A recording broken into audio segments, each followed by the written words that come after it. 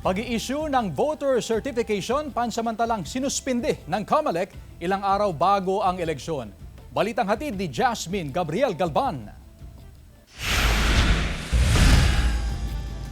Simula kahapon, May 7 hanggang sa May 19, pansamantalang suspendido ang pag-issue ng COMELEC ng voter certification. Para to give us election officers or Office of the Election Officers ample time or sufficient time to prepare for the coming elections. Dismayado ang ilang residente na nagtungo ngayong araw sa tanggapan ng COMELEC para kumuha ng voter certification. Voter certification kasing hinihingi kung walang valid ID sa ilang transaksyon, gaya sa mga money remittance center. Sana raw ay mayroong kahit isang empleyado ng COMELEC na nakatutok sa pag-issue ng voter certification.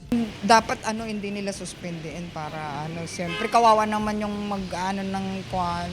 Dapat bigyan nila ng oras. Maglalabas sana ngayong linggo ng motorsiklo si Israel mula sa Mangaldan, Pangasinan. Dahil wala siyang valid ID, voter certification din ang requirement na pinapasumiti sa kanya. At dahil hindi siya nakakuha ng voter certification, ay ipagpapaliban na lang daw muna niya ang pagbili ng motorsiklo. PhilHealth.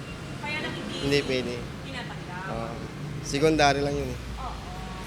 Paano yan, sir? Anong gagawin niyo? Hihintay na lang yung treatment? Oo, hintayin ko na lang.